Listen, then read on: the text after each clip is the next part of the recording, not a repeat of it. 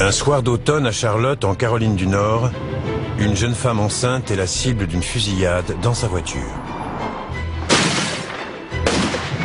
On m'a tiré dessus. Où êtes-vous? 5 fois. Cette agression violente fait la une des journaux, car le petit ami de la jeune femme n'est autre que le joueur de football américain professionnel Ray Carruth. Shericka Adams et son bébé ont-ils été victimes des conséquences d'un deal de drogue qui a mal tourné? Elle était dans le brouillard et essayait de reconstituer ce qui s'était passé. Ou son petit ami a-t-il commandité l'agression?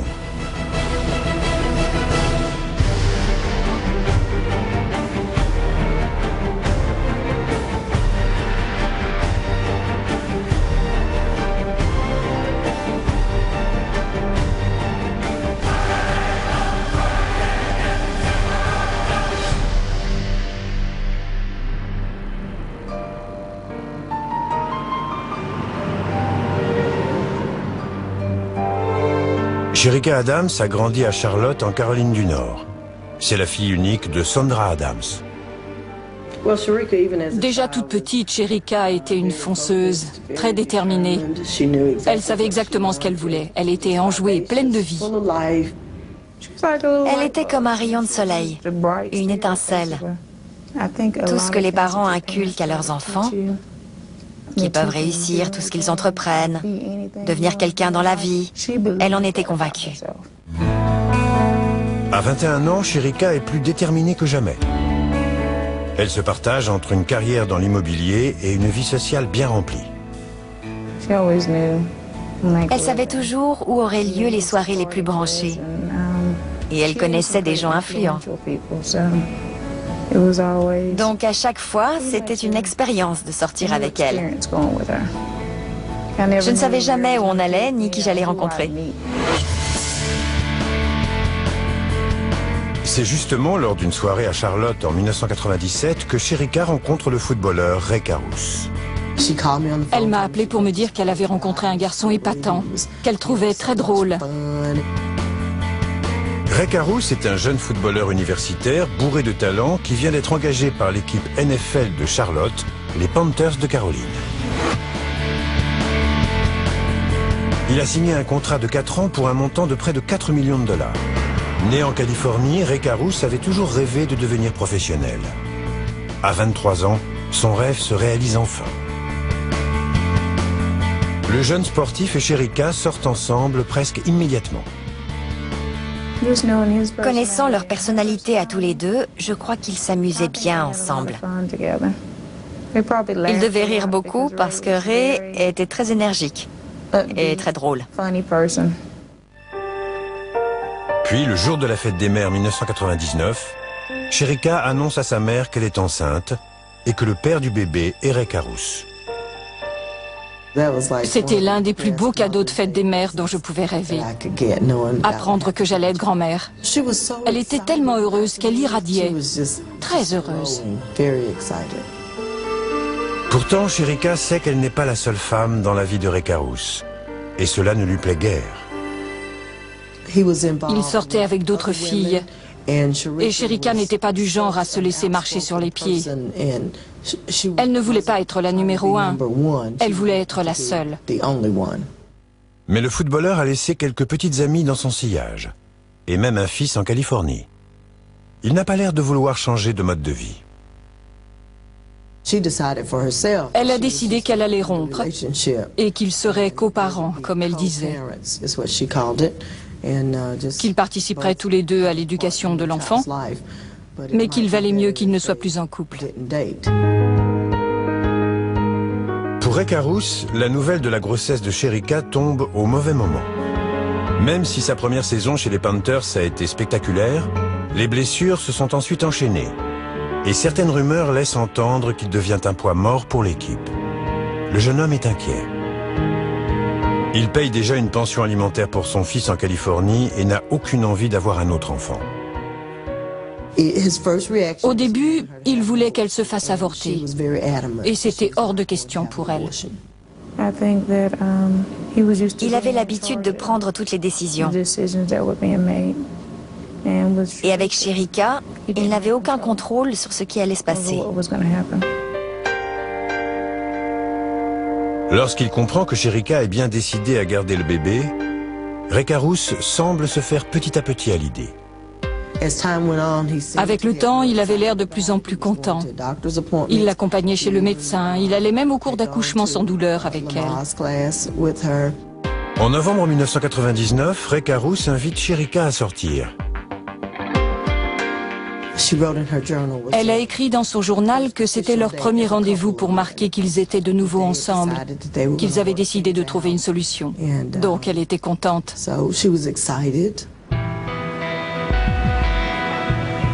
Sherika retrouve Ray chez lui, puis ils vont au cinéma.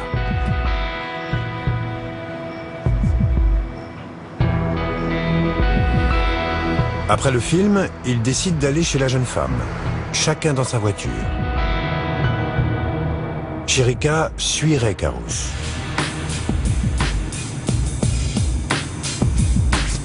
Ils atteignent un tronçon isolé de Ray Road, à quelques minutes du cinéma.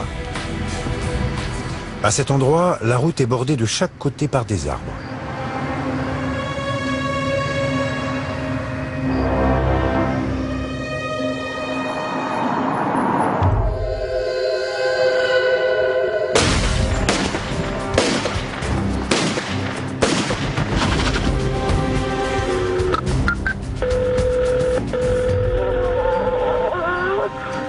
Vous demandez la police, les pompiers? Police, on m'a tiré dessus. On vous a tiré dessus? Où êtes-vous? 5 fois.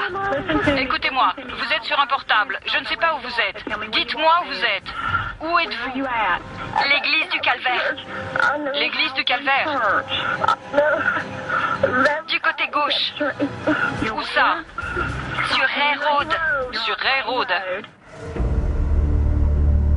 Sherika a été touchée 4 fois dans le dos et au cou.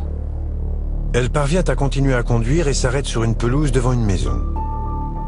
Malgré ses blessures, elle arrive à appeler les secours. Où êtes-vous touché? Je sais pas. J'étais en voiture. Vous étiez en voiture et on vous a tiré dessus? Oui. Vous avez vu qui vous a tiré dessus? Je suis enceinte de 8 mois. On imagine ce qui a dû lui passer par la tête.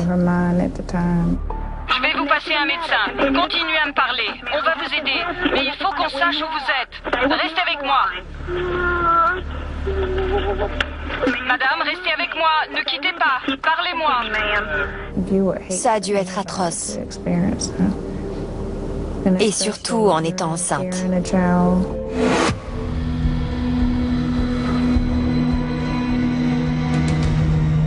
Lorsque la police arrive sur les lieux, elle trouve Sherika seule dans sa voiture, gravement blessée. Elle est emmenée à l'hôpital où les chirurgiens l'opèrent immédiatement dans l'espoir de la sauver, elle et son bébé.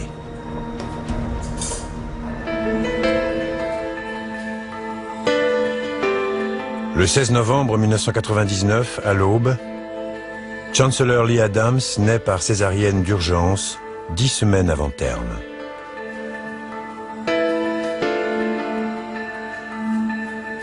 Et le bébé souffre de graves séquelles.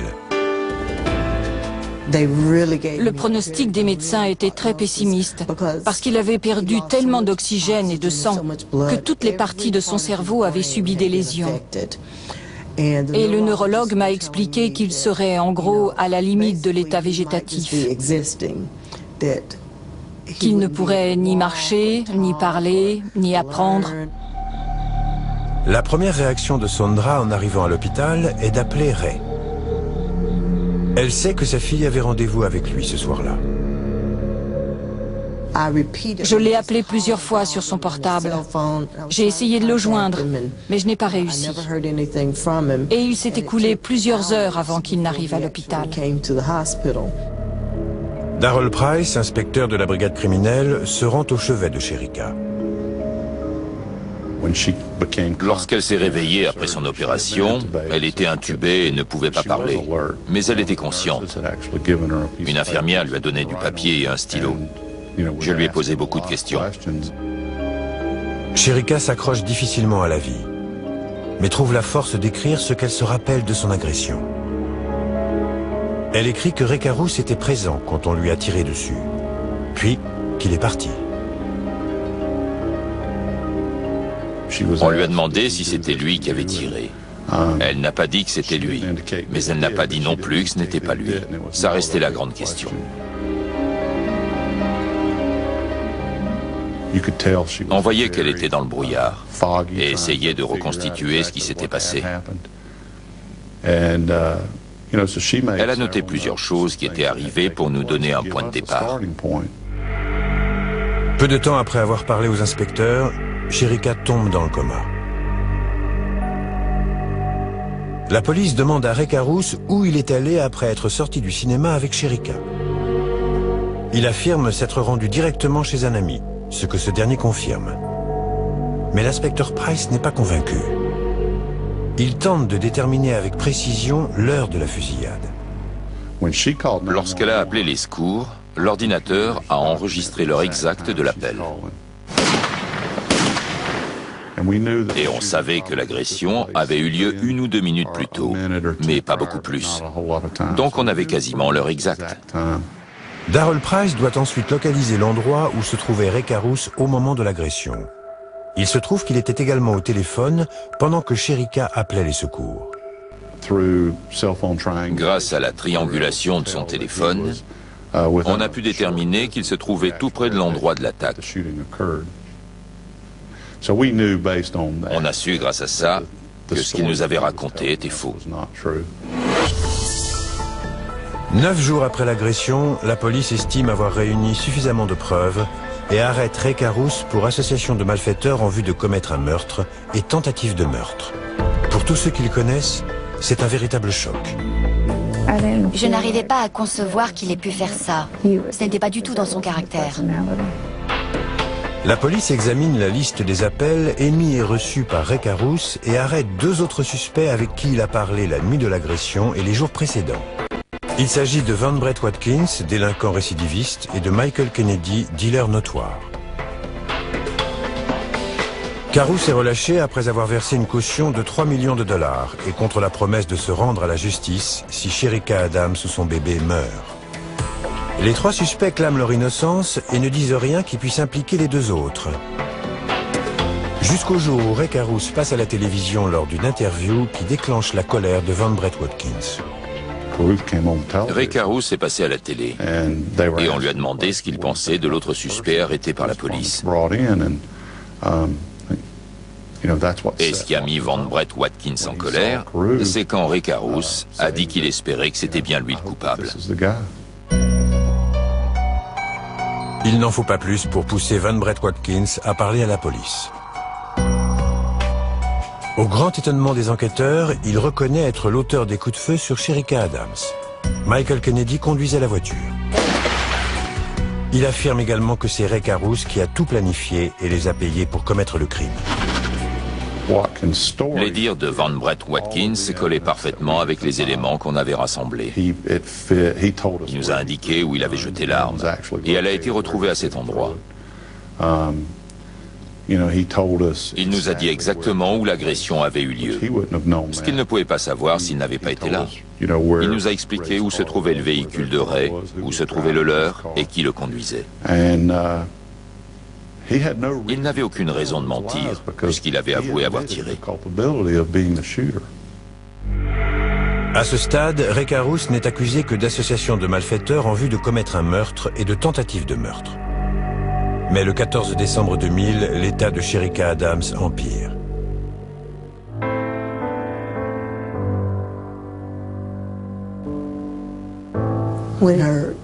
Ses organes vitaux cessaient peu à peu de fonctionner.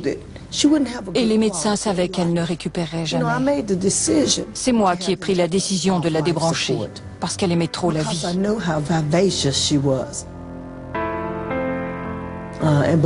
Grâce à ma foi, je sais qu'elle est au paradis. Le choix était facile à faire.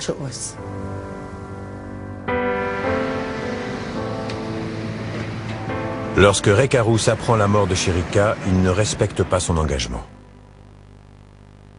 Il prend la fuite.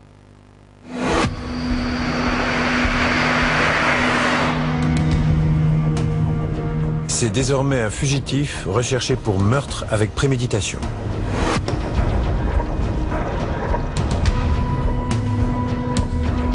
La police et le FBI se lancent à sa poursuite. Grâce à un indicateur, ils le retrouvent au terme d'une seule journée de cavale, caché dans le coffre de la voiture d'un ami, à Wildersville, dans le Tennessee. À 17h45 aujourd'hui, Ray Carruth a été arrêté par le FBI dans un motel. L'information qui a permis de le retrouver provenait d'une source étonnante, sa propre mère. Craignant qu'il ne soit tué par la police s'il était retrouvé, elle a préféré le dénoncer. Le 20 novembre 2000, au tribunal de grande instance du comté de Mecklenburg, s'ouvre le procès de Ray Carruth. S'il est déclaré coupable, il risque la peine de mort. L'assistant du procureur, Gentry Caudill, présente les arguments de l'accusation. D'après lui, le témoignage le plus accablant est celui de la victime elle-même. Je vous demande d'écouter attentivement cette femme courageuse, en train de se battre pour sauver sa vie et celle de son bébé. Le tribunal écoute en silence l'enregistrement de l'appel de Shericka Adams. Où êtes-vous touché? Mon dos et mon cou. D'accord. Que s'est-il passé? Je suivais le père de mon bébé, Ray Carruth, le footballeur. C'est lui qui a fait ça? Il a ralenti et une voiture est arrivée à ma hauteur. Et on vous a tiré dessus? Oui. L'atmosphère dans la salle d'audience était très recueillie quand il a passé l'enregistrement, et même les avocats de la défense retenaient leur souffle. Où est-il allé? Il est parti.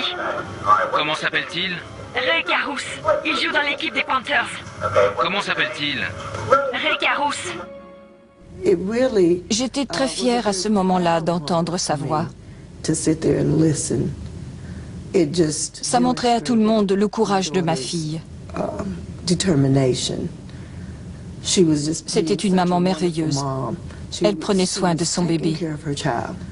La star du football, Ray Carruth, est partie en abandonnant Shericka Adams et son propre fils à une mort certaine. Entendre ces mots à elle, c'était très fort. Je n'avais jamais eu ce genre de preuve dans un procès auparavant.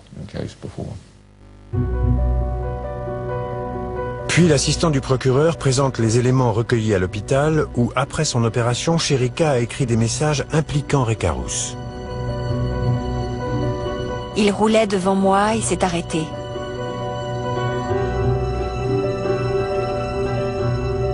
Une voiture est arrivée à ma hauteur et il m'empêchait d'avancer. Je crois que Ray a quelque chose à voir avec. Avant qu'on parte de chez lui, il a appelé quelqu'un pour dire qu'on se mettait en route. Ce jour-là, Shericka ignore à qui Ray parle. Mais grâce au relevé téléphonique, la police identifie son interlocuteur, Michael Kennedy, le chauffeur. Et tout à coup, Michael Kennedy, qui jusque-là a nié toute participation au meurtre, décide de devenir témoin à charge. Il pointe clairement Ray Carruth du doigt. Ray m'a donné l'argent pour acheter l'arme. Il voulait que je conduise son pote et qu'on le suive à la sortie du cinéma. Il voulait agresser Shericka pour lui faire perdre son bébé, je crois. Puis il relate exactement ce qui s'est passé ce soir-là. Ray a monté une côte et en redescendant, il s'est arrêté. Elle s'est arrêtée derrière lui. Watkins m'a dit de m'avancer à sa hauteur et il s'est mis à tirer.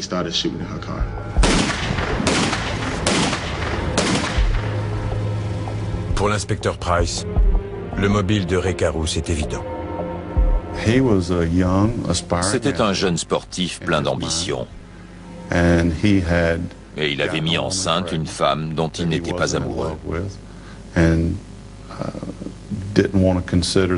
Et il n'envisageait pas de se retrouver pieds et poings liés à cause d'un enfant ou d'une pension alimentaire qu'il aurait pu avoir à payer. Il s'est dit que la solution de facilité consistait à la faire tuer. Grâce à l'enregistrement de l'appel de Shericka Adams, à ses notes écrites et au témoignage de Michael Kennedy, l'accusation est confiante. C'est maintenant au tour de la défense de présenter ses arguments. Son intention, le 15 novembre, mesdames et messieurs les jurés, était d'être le meilleur père possible.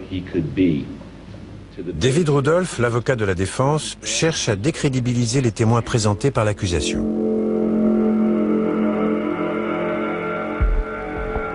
Il commence par Shericka Adams elle-même, soutenant que son témoignage n'est pas fiable, car elle était trop inquiète pour la santé de son bébé. L'avocat se concentre ensuite sur Michael Kennedy et Van Brett Watkins, l'homme qui a tiré sur Shericka et a négocié avec le procureur un chef d'inculpation moins grave et une sentence plus clémente. David Rudolph accuse les deux hommes d'avoir inventé cette histoire afin de se défausser sur Ray Carruth en l'impliquant. Il affirme qu'ils sont allés voir Ray Carruth plus tôt dans la soirée pour un deal qui aurait mal tourné et appelle à la barre une adjointe du shérif du comté qui déclare que Van Brett Watkins lui a fait des aveux en prison. Il m'a dit qu'il avait perdu le contrôle et qu'il avait commencé à tirer. Il m'a dit que c'était la faute de Ray, que s'il leur avait donné l'argent, ce ne serait pas arrivé. Lorsqu'il est appelé à la barre, Van Brett Watkins reconnaît avoir tiré sur Shericka. J'ai tiré une balle, puis 4 autres. Elle a crié. Mais il maintient que Ray Carruth l'a payé pour le faire. Et en s'adressant directement au jury, il nie avoir fait de quelconques aveux en prison. Mais l'avocat de la défense espère toujours réussir à le faire sortir de ses gonds devant le jury afin de lui faire perdre toute crédibilité en tant que témoin. Van Brett Watkins ne le déçoit pas. Je pèse 130 kilos. Je te mets en pièces comme un rien. Je ne sais pas comment le décrire. Il était plein de surprises. Au bout de 8 semaines d'audience, la défense n'a plus de témoins à citer. Ray Carruth n'a pas été appelé à la barre. Son sort repose désormais entre les mains des jurés qui doivent décider si l'agression de Shericka est due à une transaction qui a mal tourné ou si elle a été planifiée par Ray Carruth afin de se débarrasser de l'enfant à naître. La vie de l'accusé se trouve dans la balance. Je vous demande de le tenir responsable de ses actes. Responsable de ce que Shericka l'a vu faire. Le jury délibère pendant 16 heures avant de rendre son verdict.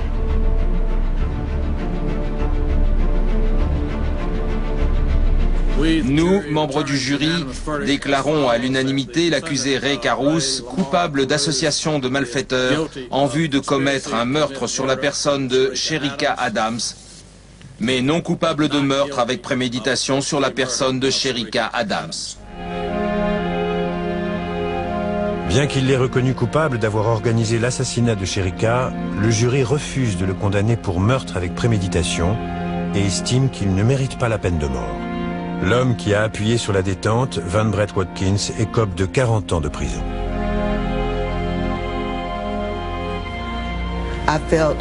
J'étais un peu déçue parce qu'il aurait dû être condamné pour le meurtre de ma fille.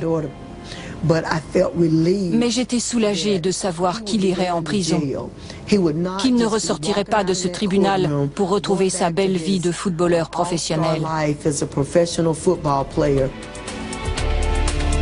La mère de Shericka, Sandra, lance un appel vibrant au juge pour qu'il prononce la sentence la plus sévère possible.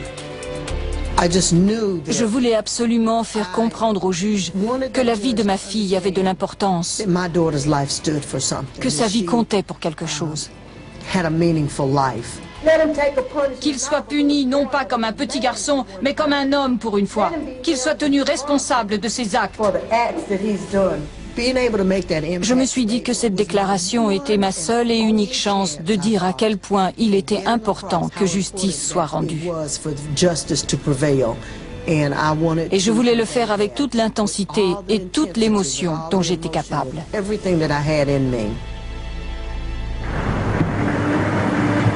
Le 22 janvier 2001, Ray Carruth a été condamné à 24 ans de prison, assorti d'une peine de sûreté de 18 ans. Parce que c'était une star du football, il se croyait au-dessus des lois. Peu importe votre fortune ou votre statut social, vous avez des responsabilités et vous devez rendre compte de vos actes.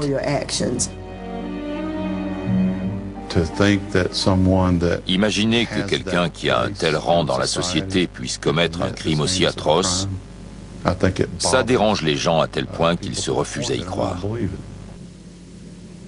Si elle était morte sur le coup, je ne suis pas sûr qu'on aurait résolu cette enquête. Tu es prêt à monter, Lexi? Tu es prêt? Depuis la mort de sa fille, Sondra s'occupe du fils de Sherika et Ray Carruth, Chancellor Lee. Chancellor est un miraculé. Il se débrouille comme un grand. Tout ce que nous avait annoncé le neurologue, le pronostic pessimiste, je n'y ai jamais cru. Je ne l'ai jamais accepté. Tu es prêt, Lee? C'est bien. Je pense que Sherika est bien mieux là où elle est. On la retrouvera. Chancellor sait que maman est avec les anges. Elle me manque terriblement, mais elle est dans mon cœur et je la retrouve dans Chancellor.